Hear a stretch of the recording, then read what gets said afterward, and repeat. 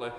Thank you, Mr Deputy Speaker, and I'm very conscious that time is short and a number of colleagues wish to speak, so I'll abridge my comments accordingly. But can I first endorse the comments of the member for Norfolk South and other members of the committee in paying tribute to the stewardship of the member for Barking, and also thank the National Audit Office, who I think serve us tremendously well as members of this committee.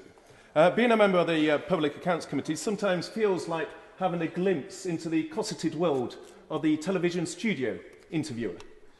We can climb on a pedestal and enjoy the clear view of hindsight.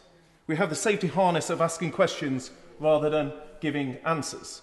And we can look at issues sometimes in isolation rather than being distracted, as decision makers are, by many competing challenges. Yet in the short period I have been a member of the committee, the same issues appear with the ticking frequency of a metronome. A lack of accountability, poor data quality, insufficient testing of pilots, inadequate project change controls, and a mismatch of management skill sets. Binding many reports is unnecessary complexity, which invariably adds cost and masks inefficiency. But I think in this, the annual debate on the Public Accounts Committee, it is right to step down from the comfort of our perch and actually set out some solutions to the challenges we face. And I particularly want to touch on 5 areas, subject to the time available. These are that we need to clarify the letters of direction signed by accounting officers on their appointment and make these letters department-specific. I think we need to improve the transparency of information to Parliament by ensuring unfettered national audit access to National Rail, the BBC and the Bank of England. We need to redefine the role of senior responsible owners to ensure the current gap between skills and requirements is addressed.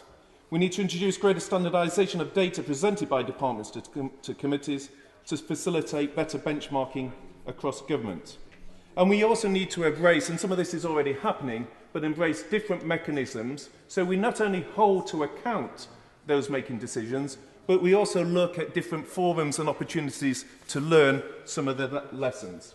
But I put forward those 5 suggestions not in the belief that they are in any way revolutionary, nor do I believe, given that these issues have not managed to be solved by the brightest of our Sir Humphreys, and indeed the committee has been in existence since the Public Accounts Committee since 1836, that these are a panacea moving forward. But I think there are just some areas at a practical level where the committee can start to change the direction of travel. And to give the example, just in terms of taking the first of those 5 examples, if you look, and perhaps the Treasury will take this away as an action from today, but if you actually look at the letters that permanent secretaries sign, if we take the one from Martin Donnelly as Permanent Secretary of the Department of Bills, Business Skills and Innovation, it makes reference to RFR 1, 2, 3, without defining what these are, to Section 5, Subsection 6 of the Government Resources and Accounts Act, to Section 5, Subsection 7 of that Act, to Chapter 3 of the Managing Public Money document, and also to looking at the Treasury Handbook on regularity, propriety and value for money. And I would suggest to the Treasury that a Permanent Secretary taking over a new department firstly has better things to be doing than looking at those documents. And as we saw in the evidence from Sir Bill Jeffrey, where there was a discussion as to why he hadn't sought a letter of direction when signing the contract for the carriers on affordability grounds, there was a lack of clarity there, and that was in conflict to the letter that the committee received from Sir Nicholas Macpherson. So it's clear that there are issues there. I won't give way because colleagues need to come in, I'm afraid, and in fact I only have the time with respect for that one issue.